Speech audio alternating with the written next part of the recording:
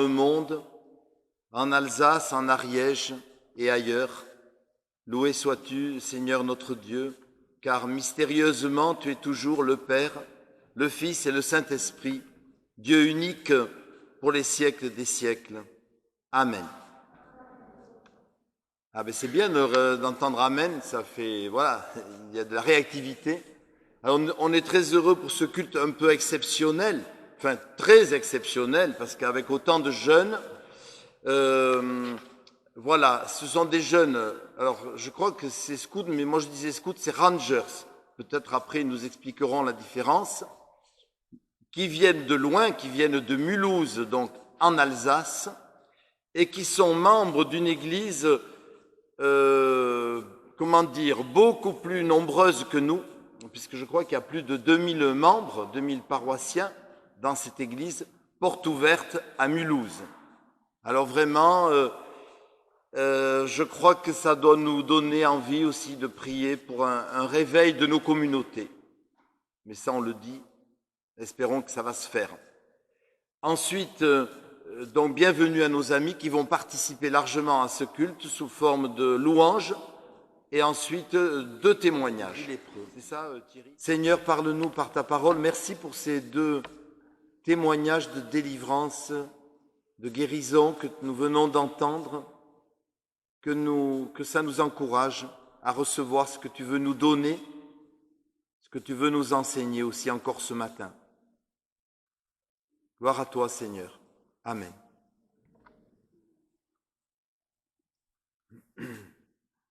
Donc, Luc 17, 11. Jésus, se rendant à Jérusalem, passait entre la Samarie et la Galilée. Comme il entrait dans un village, voilà que 10 lépreux vinrent à sa rencontre. Se tenant à distance, ils élevèrent la voix et dirent « Jésus, Maître, aie pitié de nous !» Dès qu'il les eut vus, il leur dit « Allez vous montrer aux prêtres. » Et pendant qu'ils y allaient, il arriva qu'ils furent guéris.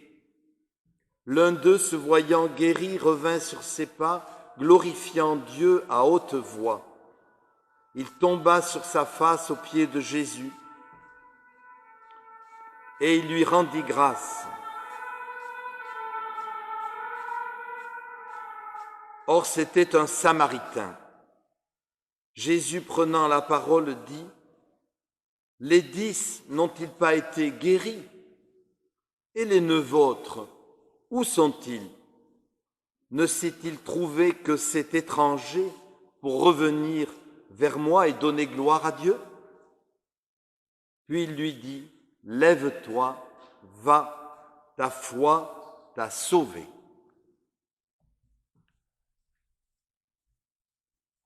Voilà donc ce beau récit très vivant, surprenant, de 10 hommes qui étaient lépreux, qui marchaient ensemble parce qu'ils n'avaient pas le droit de se mélanger au reste de la population. Et voilà, voyant passer Jésus, il le supplie de les guérir car il avait un don de guérison. Et qu'est-ce qu'on fait quand on est malade? Eh bien, on a envie de guérir, bien sûr. Et Jésus, à distance, sans les toucher, il y a d'autres textes où il touche le lépreux, là, il va les guérir. Alors, il va dire « Lève-toi, ta foi t'a sauvé ». Le verbe « être sauvé ». Vous savez, toute maladie, comme la lèpre, la cécité, la paralysie, ne renvoie pas simplement au corps, à notre corps physique. Il y a un double niveau de lecture des maladies dans la Bible. Il y a le niveau physique, il y a le niveau spirituel. Le lépreux, c'est pas simplement celui qui a la lèpre, maladie très contagieuse, mais dans le contexte de l'Évangile, c'est aussi celui qui est atteint par la contagion du mal spirituel. L'aveugle, ce n'est pas simplement celui qui ne voit plus, hélas, avec ses yeux, mais c'est celui qui ne voit pas non plus les choses de Dieu. Donc ce n'est pas simplement physique. Le paralysé, Ce n'est pas simplement celui qui ne peut plus marcher, comme c'est un peu arrivé à notre frère Guillaume avant sa guérison, mais c'est aussi celui qui n'arrive pas à suivre Jésus sur son chemin. Donc vous voyez, il y a un double niveau chaque fois qu'on parle du mal, de maladie dans l'Écriture, ce n'est pas simplement physique. Alors, et ça c'est mon premier point, j'aurai un second point tout à l'heure, mais mon premier point c'est de dire, vous voyez que dans ces 10 lépreux qui ont été guéris, finalement, ils n'avaient pas tous la foi. Ils ont été guéris par la bonté de Jésus, mais un seul est revenu remercier Dieu.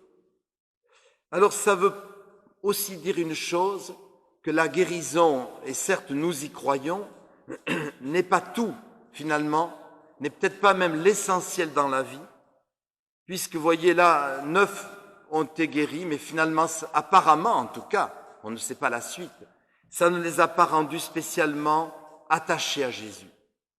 Mais il y en a un, lui, oui, et en plus, un Samaritain, un demi-païen, un étranger. Ce que je voulais dire, c'est que l'essentiel, toujours, il ne faut jamais l'oublier, c'est notre guérison éternelle, à savoir que nous soyons sauvés de la mort éternelle. Car un jour, tous, alors là, il y a plein de jeunes, alors évidemment, ils auront une longue vie, je leur souhaite une très longue vie, bien sûr, et à tous les autres aussi, mais enfin, un jour, on sait bien que nous passerons, ça sera la fin de notre existence. Mais finalement, qu'est-ce qui compte fondamentalement, c'est de se dire, ben ce jour-là, ça ne sera pas la fin, c'est le début d'une nouvelle vie. C'est la fin de mon corps peut-être, mais finalement, au fond, qu'est-ce qui compte fondamentalement, c'est que je sois toujours avec le Seigneur. Et c'est de cette maladie de l'incrédulité en Jésus que je dois être guéri. De ne pas croire que Jésus a vraiment, on vient de le chanter, tout accompli pour moi sur la croix, qu'il est mort, qu'il est ressuscité, et qu'il m'a donné le salut éternel. Alors je ne suis pas obligé de l'accepter, nous sommes libres, mais je suis invité à l'accepter.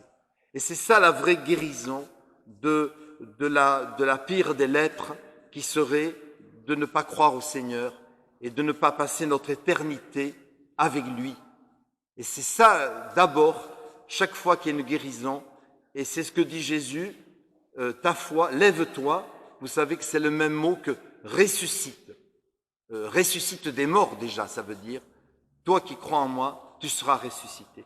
Maintenant, je me trouve en face de mes frères de Porte Ouverte et je ne veux pas éluder la question des miracles, parce qu'ils vont dire, ce pasteur, il est vraiment, il navigue et il s'arrange pour ne pas répondre à la question.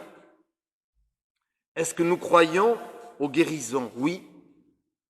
Si nous sommes chrétiens, si nous sommes, j'allais dire protestants, mais enfin bon, c'est secondaire, mais si nous sommes attachés à la parole, bien sûr que nous y croyons. Et nos pères de la Réforme y ont toujours cru, alors certes avec des réserves, parce qu'ils avaient peur qu'on se trompe de thème où on donne parfois peut-être de faux espoirs aux gens. Nous y croyons. Et la conversation que j'ai eue, alors je dis d'abord un point, il arrive aussi, nous l'avons vécu très récemment, que nous prions pour des amis, des frères et sœurs de la communauté chrétienne qui n'ont pas été guéris. On aurait aimé qu'ils soient guéris. Mais voilà. Tout dépend de la volonté de Dieu. Je pense qu'il faut aussi l'affirmer. Dieu sait ce qu'il fait. Nous, notre devoir, c'est de prier, de tout remettre au Seigneur. Maintenant, sa réponse, elle lui appartient. Et ça, la foi, c'est aussi cela. C'est pas simplement de croire qu'on peut être guéri, c'est de croire que même si je n'étais pas guéri, eh bien Dieu me soutient. Et donc ça, c'est un premier point. Cela dit, la conversation que j'ai eue avec, je dis mon frère Thierry d'Alsace, qui est un des responsables ou le responsable général de ce camp, c'est qu'il m'a dit oui, mais attention, si je retiens un peu la phrase, que notre incrédulité ne limite pas l'action de Dieu. Et ça, je crois que ça doit nous interpeller à nous, protestants traditionnels, protestants ou catholiques traditionnels, parfois trop prudents, parce qu'on a tellement peur des excès ou de je sais pas quoi, qu'on finirait par ne pas croire suffisamment que Dieu, encore aujourd'hui, vous avez entendu le témoignage de cette sœur et ce frère, oui, et je le crois, je l'ai même expérimenté dans un autre contexte, Dieu, encore aujourd'hui, peut guérir, peut délivrer, peut soulager. Donc, ne limitons pas l'action de Dieu par notre incrédulité ou notre manque de confiance finalement. Du bout des lèvres, oui, Dieu peut te guérir, mais on ne le croit pas vraiment. Alors peut-être que si on ne le croit pas, évidemment, Dieu ne peut pas bénir non plus cela. Alors, vous voyez, il y a une question d'équilibre, de prudence. Je marche sur des œufs parce que je connais un peu le contexte, mais je crois qu'il faut garder cet équilibre. Et je vais essayer de me résumer. La vraie guérison, c'est la vie éternelle. Et ça, elle est gratuite, elle est pour tous ceux qui croient. Et ça, c'est acquis. Quand Dieu l'a donné, c'est pour toujours. Et là-dessus, nous pouvons marcher. Ensuite, la guérison physique, la délivrance, la réponse à la prière. Dieu est puissant pour répondre encore aujourd'hui à toutes les prières. D'ailleurs, ce n'est pas à nous à faire le tri. Moi, j'avais un professeur de théologie, il ne supportait pas qu'on dise « Oui, mais ça, c'est pas important. » Vous savez, des fois, on dit « Oh, tu vas quand même pas prier pour ça, c'est secondaire. » Non, il disait « Dieu fait le tri, vous priez selon vos besoins. » Et c'est Dieu, il est assez sage pour faire le tri. Et nous devons humblement, mais dans une démarche de foi, accepter sa réponse, mais croire aussi réellement que Dieu veut notre bonheur, déjà ici-bas, notre délivrance, notre guérison éventuellement, notre mieux-être. Donc, ne limitons pas, voilà, je cite notre frère, ne limitons pas l'action de Dieu dans nos vies par ce qui pourrait être de l'incrédulité. Soyons croyants. Amen.